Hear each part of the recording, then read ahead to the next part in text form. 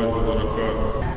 برادران اسلام، جیسا کہ اعلان کیا جا چکا ہے، صبح نماز فجر کے بعد اور عشاء کی نماز کے بعد بھی اعلان کیا گیا تھا کہ عید الاضحیٰ کی نماز 7 بجے شروع کر دی جائے گی، لیکن لوگوں کا نہ آنا، سستی اور کاہلی، اس کی بنیاد پر وقت میں کوئی کام نہیں ہو پاتا۔ یہ اللہ کے نبی صلی اللہ علیہ وسلم سنت ہے، اور عید الاضحیٰ کی نماز کو وقت سے پڑھنے کا حکم نبی صلی اللہ علیہ وسلم نے۔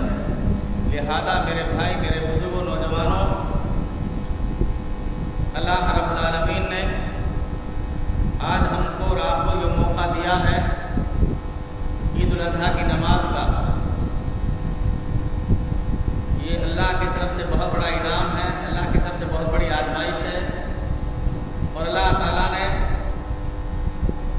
اپنے ہر پیغمبر کو آزمایا ہے، اور اسی آزمائش کی کڑی میں حضرت ابراہیم علیہ السلام کی بہت بڑی آزمائش، انہی کی یاد میں آج عید الاضحیٰ کی نماز پورے دنیا میں منائی جاتی ہے۔ اللہ رب العالمین نے اپنے تمام پیغمبروں کو مختلف انداز سے آزمایا۔ اللہ رب العالمین نے فرمایا وَلَنَبْلُوَنَّكُمْ بِشَيْءٍ مِّنَ الْخَوْفِ وَالْجُوعِ وَنَقْصٍ مِّنَ الْأَمْوَالِ وَالْأَنفُسِ وَالثَّمَرَاتِ وَبَشِّرِ الصَّابِرِينَ۔ اللہ رب العالمین کی جانب سے اللہ رب العالمین نے فرمایا وَلَنَبْلُوَنَّكُمْ بِشَيْءٍ مِّنَ الْخَوْفِ وَالْجُوعِ وَنَقْصٍ مِّنَ الْأَمْوَالِ وَالْأَنفُسِ وَالثَّمَرَاتِ وَبَشِّرِ الصَّابِرِينَ۔ اللہ نے صاف اعلان کر دیا، ہم ہر ایک کو آزمائیں گے اور بغیر آزمائے نہیں چھوڑیں گے۔ آگے اللہ نے فرمایا ام حسبتم ان تدخلوا الجنة ولما يأتيكم مثل الذين خلوا من قبلكم مستهم البأساء والضراء وزلزلوا حتى يقول الرسول متى نصر الله ألا إن نصر الله قريب۔ اللہ نے صاف اعلان کر دیا، ہم تمہیں ضرور، کیا تمہارا خیال اور گمان ہے کہ ہم نے کلمہ پڑھ لیا ہے ہم تمہیں بغیر آزمائے چھوڑ دیں گے؟ ایسا نہیں ہو سکتا۔ اللہ تعالیٰ اپنے ہر بندے کو آزماتا ہے، امتحان لیتا ہے۔ رب نے فرمایا وَلَنَبْلُوَنَّكُمْ بِشَيْءٍ مِّنَ الْخَوْفِ وَالْجُوعِ وَنَقْصٍ مِّنَ الْأَمْوَالِ وَالْأَنفُسِ وَالثَّمَرَاتِ وَبَشِّرِ الصَّابِرِينَ۔ ہم تمہیں ضرور پھر ضرور آزمائیں گے، تمہارے مالوں میں کمی کر کے، تمہارے کھیتی باڑی میں کمی کر کے، تمہارے کاروبار میں کمی کر کے، وَالْأَنفُسِ، اور تمہارے کسی قریبی آدمی کو موت کے آگوش میں دے کر کے ہم آزمائیں گے۔ تو اللہ تعالیٰ اپنے ہر ایک بندے کو آزماتا ہے، ہر ایک بندی کو آزماتا ہے۔ جب اللہ رب العالمین نے حضرت ابراہیم علیہ السلام سے لے کے جتنے پیغمبر دنیا میں آئے، جناب محمد رسول اللہ صلی اللہ علیہ وسلم تک، اور آنے والے جتنے پیغمبر دنیا میں، اللہ نے ہر ایک پیغمبر کو آزمایا۔ تو یہ جب اللہ تعالیٰ نے رسولوں کو آزمایا تو یہ کیسے اللہ رب العالمین ہمیں نہیں آزمائے گا؟ تو اسی آزمائش کی کڑی میں آج عید الاضحیٰ کی نماز ادا کرنے کا رب نے موقع دیا ہے۔ ہم اور آپ کے بیچ میں گزشتہ سال کتنے لوگ تھے جو عید الاضحیٰ کی نماز میں موجود نہیں تھے، جن کو رب نے یہ موقع نہیں دیا، لیکن آج اللہ نے ہمیں اور آپ کو موقع دیا ہے۔ اللہ تعالیٰ ہم سب کی نماز قبول فرمائے۔ آج ہی کی اس کو زندہ کرنے کے لیے اللہ رب العالمین کے بندے اور بندیاں دنیا کے کونے کونے سے خانہ کعبہ کا طواف کرنے پہنچے ہوئے ہیں۔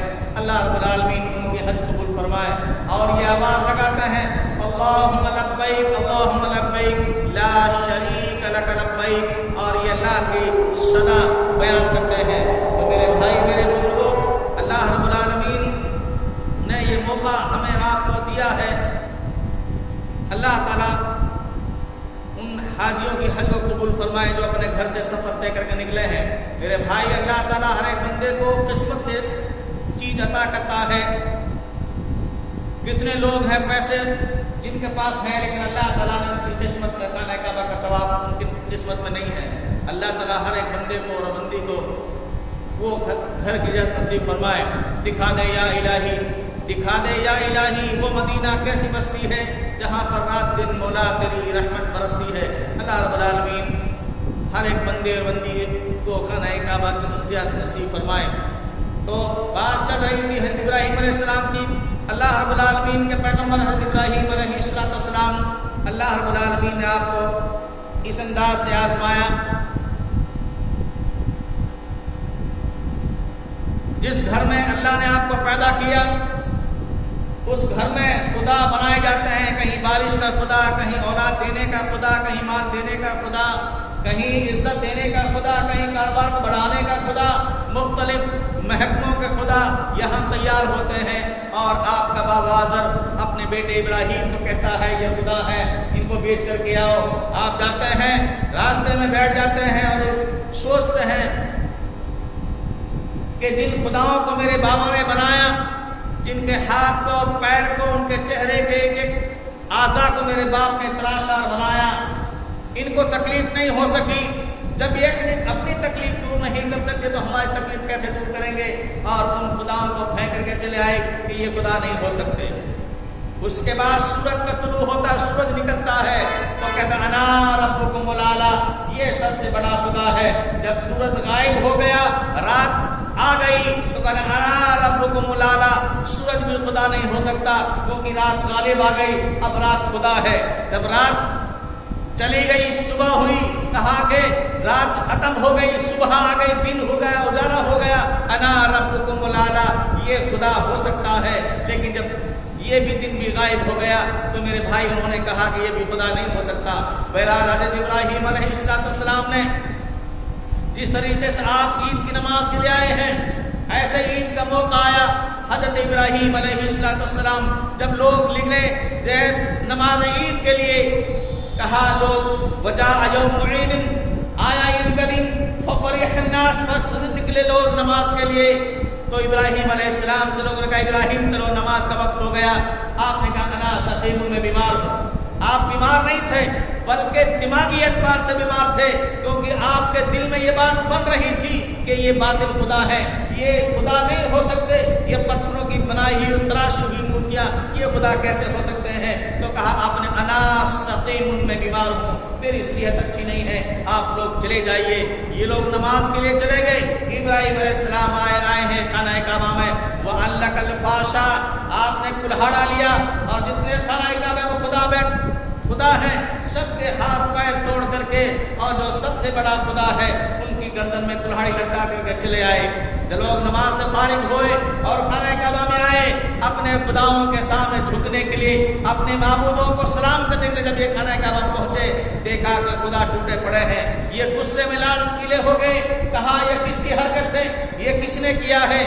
لوگوں نے کہا یہ آزر کا بیٹا ابراہیم ہے، وہی ہمارے خداؤں کی بغاوت کرتا ہے، وہی ہمارے خداؤں کے خلاف بولتا ہے، وہی ہمارے خداؤں کے خلاف آواز اٹھاتا ہے، یہ حرکت انہیں کی ہو سکتی ہے۔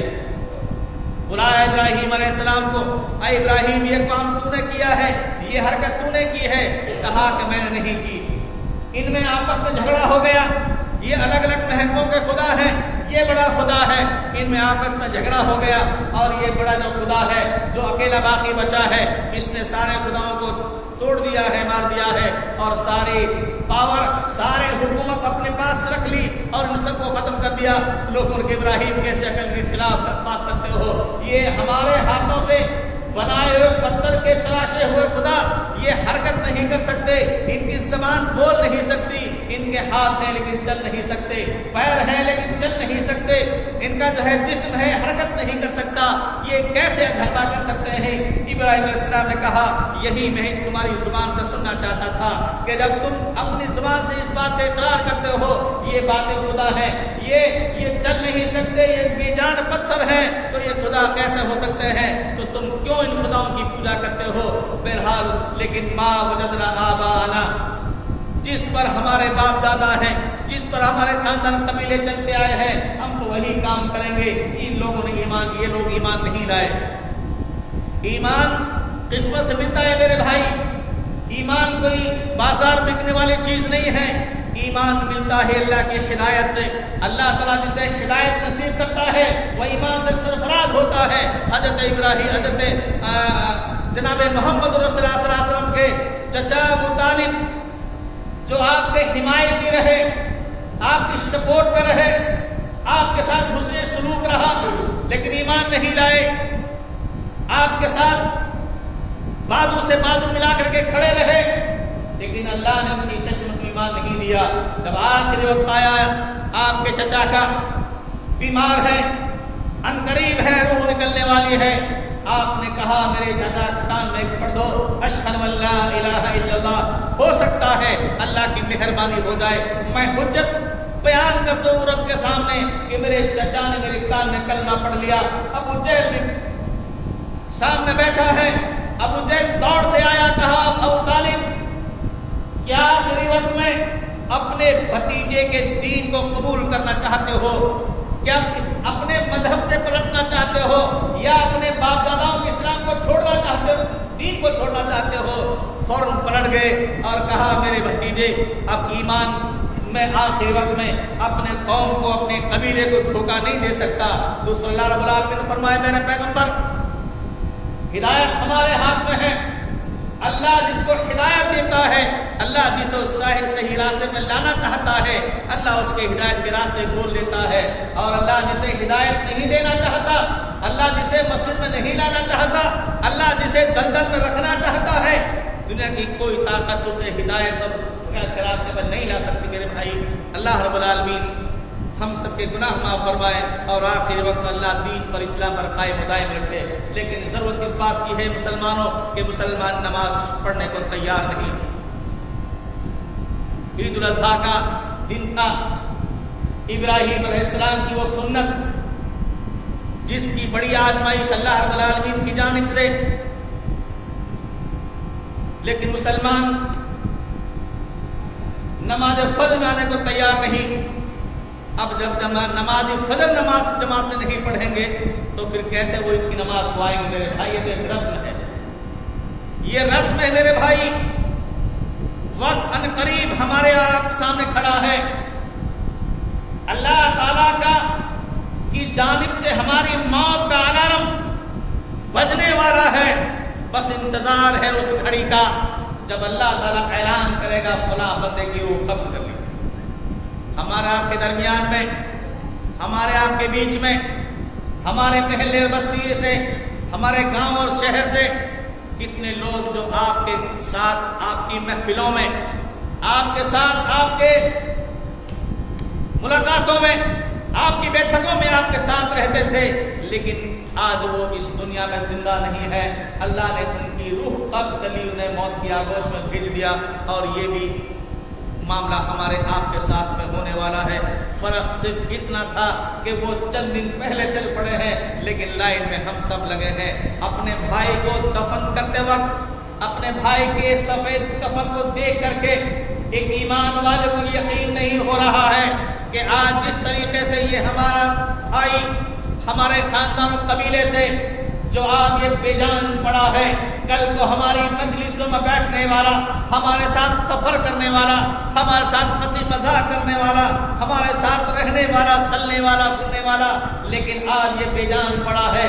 زبان بھی ہے، بولنے کی طاقت نہیں ہے، آج آنکھیں ہیں، دیکھنے کی شکتی چھین لی اللہ رب العالمین نے، آج پیر بھی ہے، ہاتھ بھی ہے، دل بھی ہے، لیکن کوئی جسم کا حصہ حرکت نہیں کر سکتا، کیونکہ رب نے فرمایا کل نفس ذائقۃ الموت، ہر نفس کو موت کا مزہ اور ذائقہ چکھنا پڑے گا میرے بھائی۔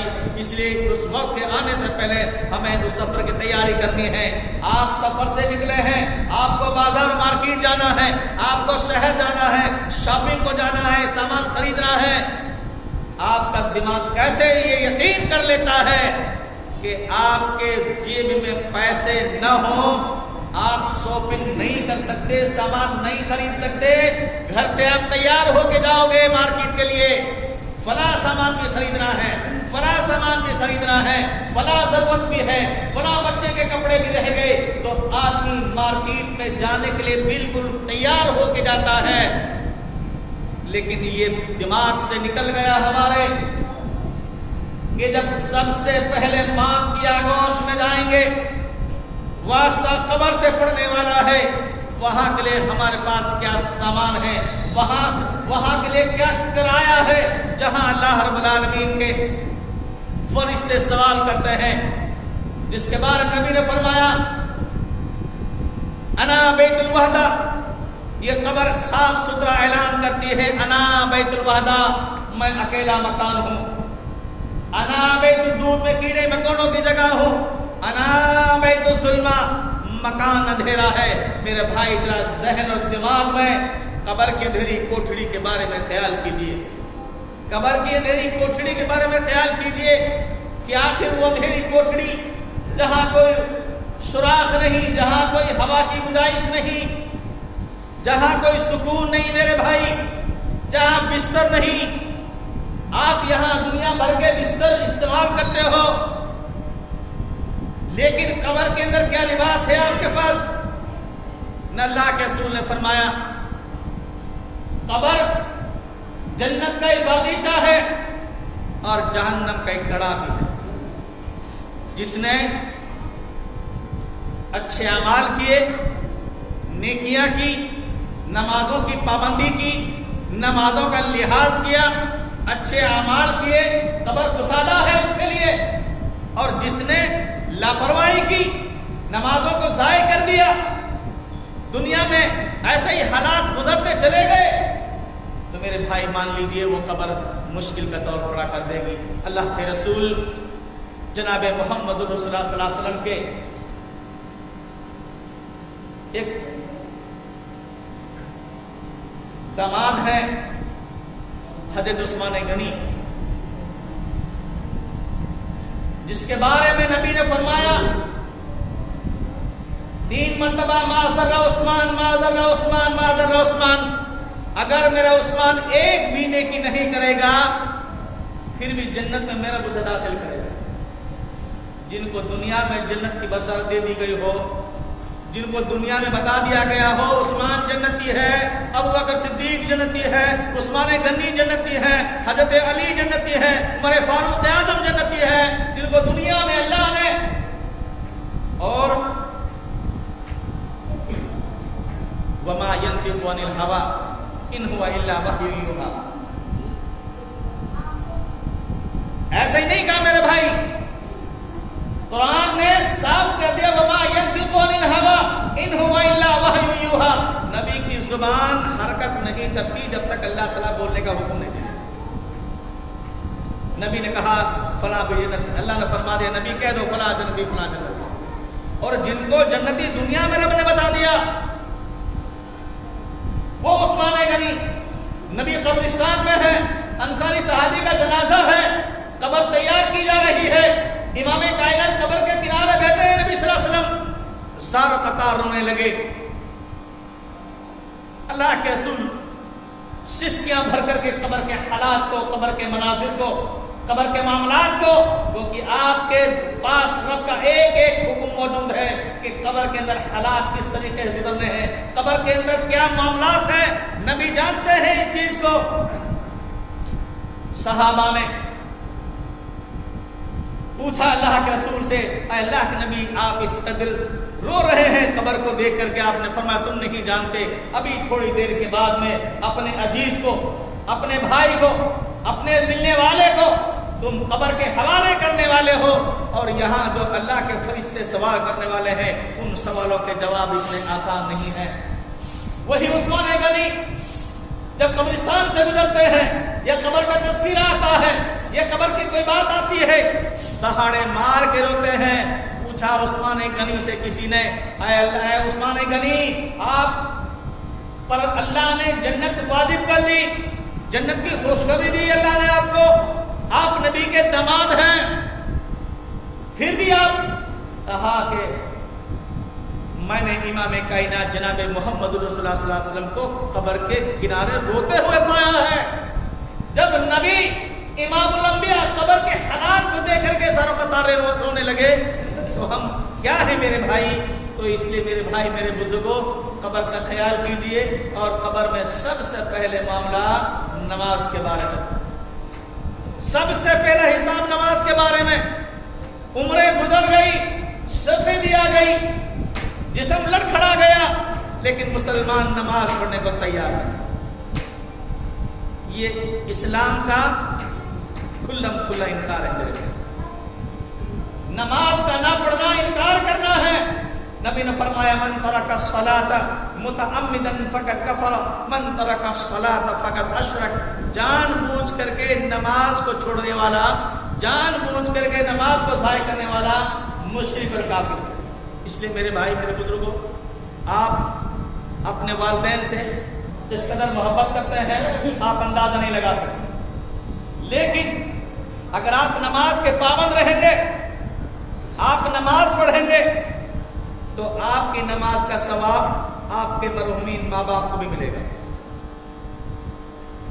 آپ راستے سے پڑے ہوئے پتھر کو ہٹائیں گے اس نیت سے یہ پتھر کسی انسان کو نقصان دے سکتا ہے، آپ کے کھاتے میں نیکیاں لکھ دی گئی، لیکن آپ کے ماں باپ کو اس کا ثواب مل رہا ہے. ایک پیاسے کو ایک گلاس پانی آپ نے اپنے ہاتھ سے پلا دیا، اس کا ثواب آپ کو بھی مل گیا، لیکن آپ کے گزرے ہوئے ماں باپ کو اس کا اجر و ثواب مل رہا ہے. یہی صدقہ جاریہ ہے. جو بھی انسان دنیا میں اچھا عمل کرے گا، اچھے کام کرے گا، اس کا ثواب اس کو تو ملے گا ہی، لیکن اس کے وارثین کو بھی ملے گا. میرے بھائی میرے بزرگوں، نوجوانوں، اسلامی ماں اور بہنوں، ذمہ داریوں کو محسوس کرو.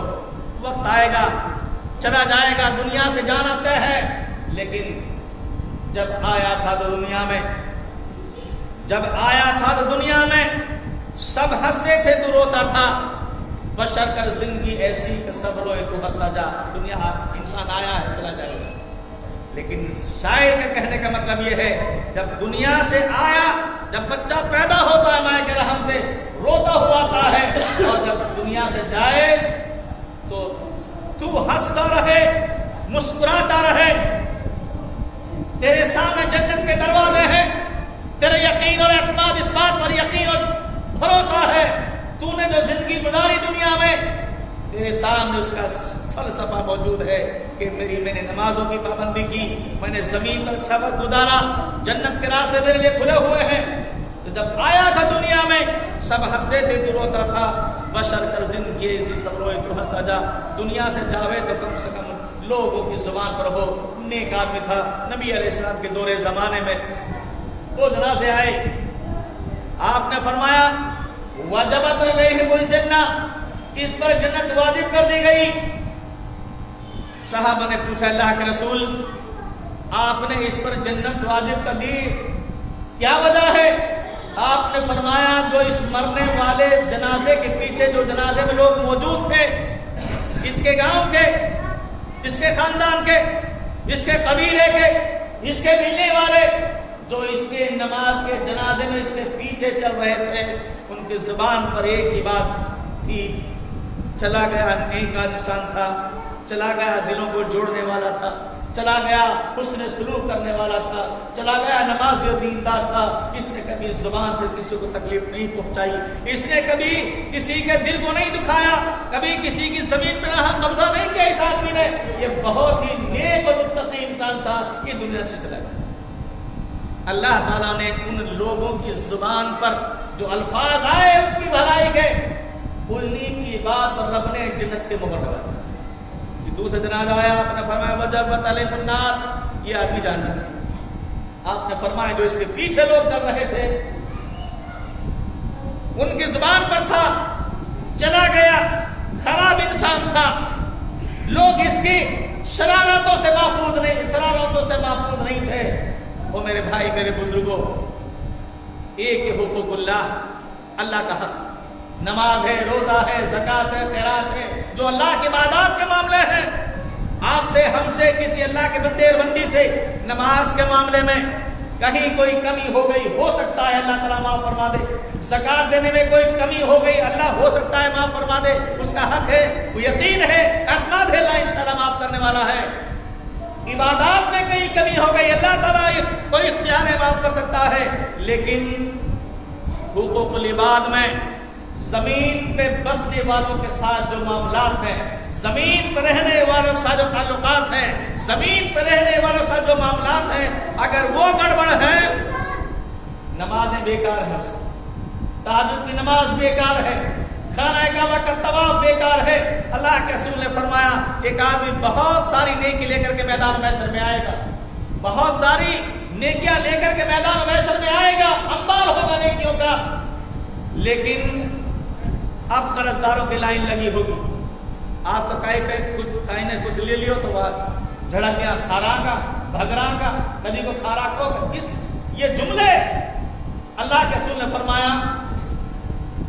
ایک یہودی کے سے قرض اللہ کے رسول نے, قرض کی مدت پوری ہو گئی, وعدہ طے ہو گیا فلاں تاریخ میں ملنا ہے, لیکن نہیں ہو سکا. یہودی نے نبی صلی اللہ علیہ وسلم کے گردن میں کپڑا ڈالا اور بڑ لگانے لگا. اس انداز سے بڑ لگایا یہودی نے, نبی کی آنکھیں باہر آنے لگی. عمر فاروق دوڑتے ہیں, کہا کیا معاملہ ہے, یہ نبی کے ساتھ کس نے بدترین سلوک کیا ہے. فوراً عمر فاروق چھڑائے, کہا آپ نے عمر اسے جھڑکارو مت, میں اس کا مفروض آدمی ہوں, میں نے قرض لیا ہے اس آدمی سے, قرض کی مدت طے ہو گئی, لیکن آپ نے فرمایا تم نے کسی سے قرض لیا ہے, نہیں دے سکے وقت پر, لیکن اسے کبھی غلط الفاظ سے بھی نہ پکارو. تو اس لیے خیال کریں میرے بھائی, زمین پہ بسنے والوں سے ہمارے تعلقات اچھے ہوں. اگر کوئی آدمی ذرا سی بھلائی کر کے کسی ساتھ چلا جائے گا, انشاءاللہ ہو سکتا ہے وہی بھلائی آپ کے لیے نجات و بخش کے ذریعے بن جائے. اللہ رب العالمین سے دعا ہے مولا تو ہماری خطائیں معاف فرما دے. تو بہرحال حضرت ابراہیم علیہ السلام کا معاملہ اللہ نے آزمایا آپ کو. اگلی آزمائش آپ کی کہ آپ, باپ نے کہا کہ اگر ان خداؤں کے خلاف رہو گے تمہیں پتھر مار کے ختم کر دیا جائے گا, لیکن ابراہیم علیہ السلام نہیں مانے, اور یہاں تک کہ باپ نے آپ کو ملک سے نکالنے کا فرمان جاری کر دیا, اور جو موقع دیا آپ کو شہر سے نکلنے کا. عراق, اس کا پورا نام بابل شہر ہے, عراق کی سرزمین میں ابراہیم علیہ السلام موجود ہیں. آپ کے باپ نے کہا 24 گھنٹے کا ٹائم ہے تمہارے لیے, 24 گھنٹے میں شہر بابل کو چھوڑ دیجیے, ایران چھوڑ دیجیے 24 گھنٹے میں. وقت متعین پورا ہو گیا, آپ شہر سے باہر آتے ہیں. جب باپ نے حکم دے دیا کہ باپ نے زمین سے جائیداد سے بے دخل کر دیا آپ کو, اور شہر سے بھی نکالنے کا حکم جاری کر دیا کہ آپ شہر سے نکل جائیے. آپ مائسارہ کو لے کر کے آپ جب ملک شام کی طرف چلتے ہیں, ملک شام جب آپ بستی سے باہر نکلے, آپ نے دونوں ہاتھوں کو اٹھایا اور دعا کی اپنے باپ کے حق میں, اے اللہ میرے باپ کی غلطی کو مت پکڑنا. میرے باپ نے اس بنیاد پر میں ان کے معبودوں کے خلاف ہوں, آج مجھے زمین سے, جائیداد سے, وراثت سے اور یہاں تک کہ شہر سے نکلنے پر بھی مجبور کر دیا. اے اللہ میرے باپ کو اس غلطی پر مت پکڑنا, میرے باپ کا قصور نہیں ہے. اب یہاں ایک بات یہ ملتی ہے, کئی مرتبہ ایسا ہوتا ہے باپ جب اپنے اولاد کی وراثت کو تقسیم کرتا ہے, بٹوارا کرتا ہے, چاہے مکان کا ہو, زمین کا ہو, کسی پیسہ کا ہو, معاملات کا ہو سکتا ہے جانے انجانے میں باپ سے کہیں کمی بیشی ہو گئی, کسی کو زیادہ مل گیا, کسی کو تھوڑا مل گیا, ہو سکتا ہے جانے میں دے دی ہو سکتا ہے انجانے میں دے دی گئی ہو. تو آج کا جو دستور یہی ہے کہ جس بیٹے کو کم ملا باپ کی جائیداد سے, وہ بیٹا اخیر تک اپنے باپ کی دشمنی پر تلا رہتا ہے, نہ سلام کرتا ہے, نہ اسے کوئی ملتا ہے, نہ اس کی خدمت کرتا ہے, نہ اس کے تعلقات بہتر رہتے, اس لیے کہ اس نے جائیداد میں فلاں بیٹے کو زیادہ دے دیا, مجھے کم دے دیا. نبی فرماتے ہیں اگر تمہارے باپ نے وراثت کے بٹوارے میں کوئی کمی بیشی تمہارے ساتھ کر دی گئی تو تم ان کی نافرمانی نہیں کر سکتے, اس کے معاملے کو اللہ کے حوالے چھوڑ دیجیے, اللہ کے حوالے چھوڑ دیجیے. اللہ تعالیٰ معاملہ دیکھنے والا ہے, لیکن تمہیں اختیار نہیں دیا گیا کہ تم اپنے باپ کی توہین کرو. بہرحال حضرت ابراہیم علیہ السلام عراق سے نکل کر کے ملک شام کی طرف جب نکلتے ہیں, ملک شام میں داخل ہوتے ہی وہاں کا جو بادشاہ بہت ہی خراب ہے, جو بھی حسین عورت اس کے علاقے سے گزرتی تھی وہ سب سے پہلے بادشاہ کی زینت بنتی, اس کے ساتھ اسے چھوڑا جاتا ہے. مائسارہ بہت حسین خوبصورت عورت ہیں, دیکھتے ہی بادشاہ کے کارندوں نے گرفتار کیا اور پیش کر دیا.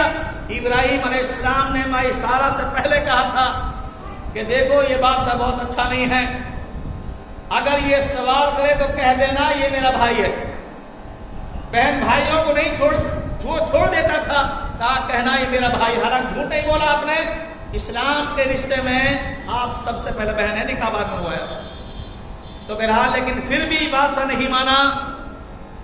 جیسے ہی بادشاہ کے کارندے گرفتار کر کے لاتے ہیں، آپ کے دامن پہ ہاتھ ڈالتے ہیں. تاریخ میں آتا ہے بادشاہ اس میں پتھر کی شکل میں تبدیل ہو گئے.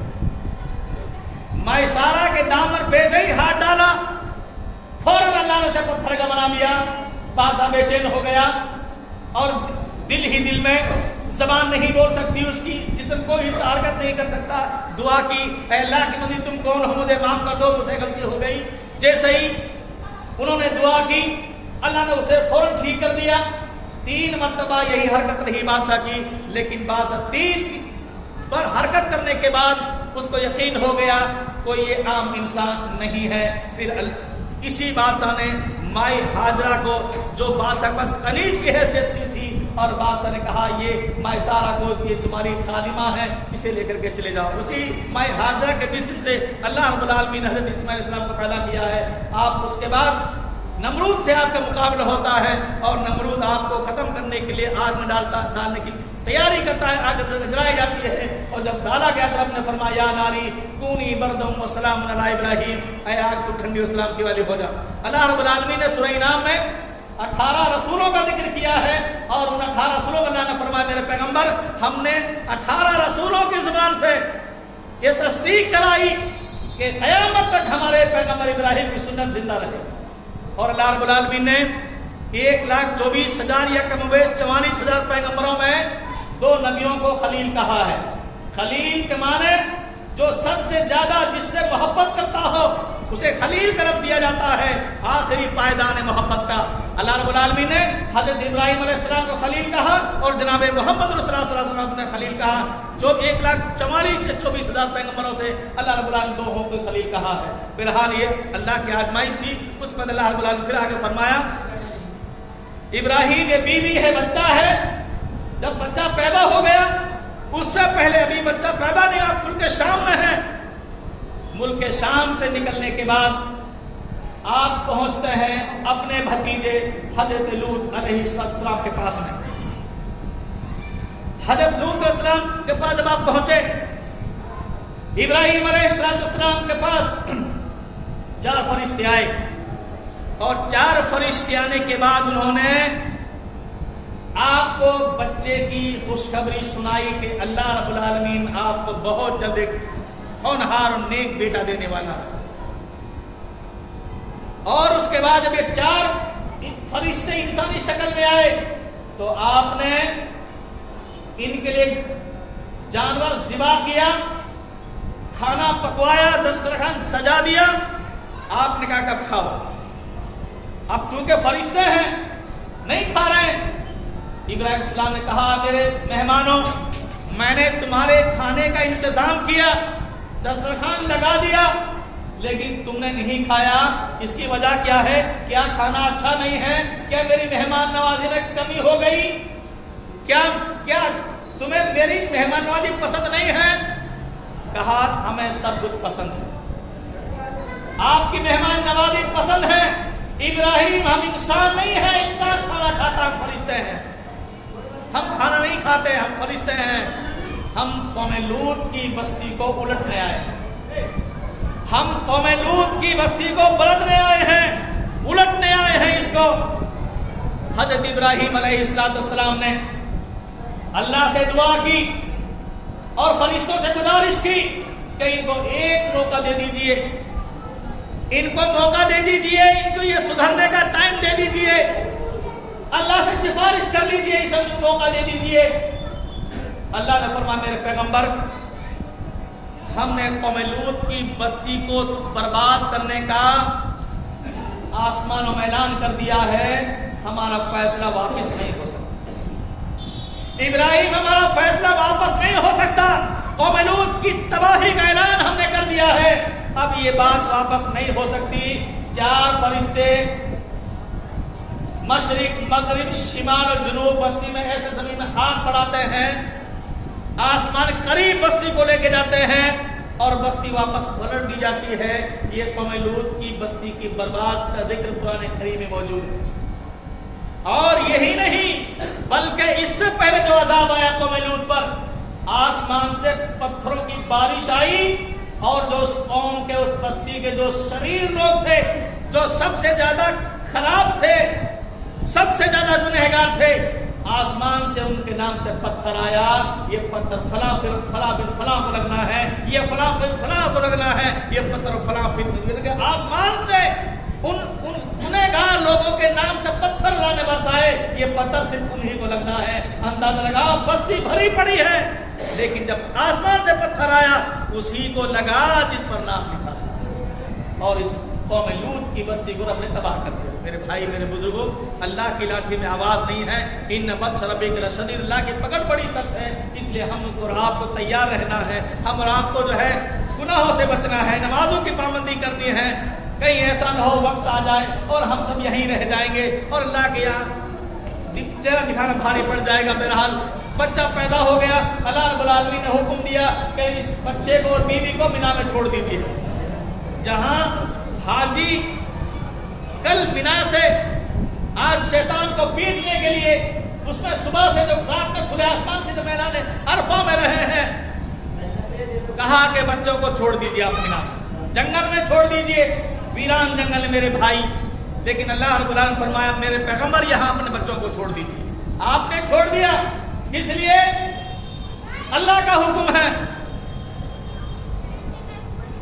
اس کے بعد آپ چلے گئے.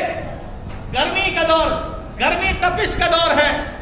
مائی ہاجرہ پانی ہے، کھجور ہے، ختم ہو گیا. پانی کی تلاش میں دو پتھر کھڑے کیے ہیں، ایک کے اوپر کے سایہ بنایا ہے اور نیچے اسماعیل مٹایا ہے، معصوم بچہ ہے. اب جب کھجوریں ختم ہو گئی، پانی ختم، ماں کے دودھ سے سینے سے دودھ سوکھ گیا، آپ پریشان ہیں، پانی کی تلاش میں گھومتی ہیں. رب نے قرآن میں فرمایا ان الصفا والمروہ من شعائر اللہ فمن حج البیت او اعتمر فلا جناح علیکم. اور جب میں حاجت دوڑ لگائی صفا مروہ میں پانی کی تلاش جستجو میں، رب نے اعلان کر دیا میری بندی حاجرہ ان الصفا والمروہ من شعائر اللہ، ہم نے تمہارے نشان قدم کو قیامت تک لے رائج کر دیا ہے. جتنے بھی حاجی یہاں پر آئیں گے جب تک وہ صفا مروہ پر 7 چکر نہیں لگائیں گے حاجرہ، حج مقبول نہیں ہو سکتی. آج تک ہزاروں سال گزر گئے میرے بھائی، لیکن آج تک بھی وہ سنت زندہ ہے اور قیامت تک زندہ رہے گی. حضرت آدم علیہ السلام کے بعد تو سب سے پہلے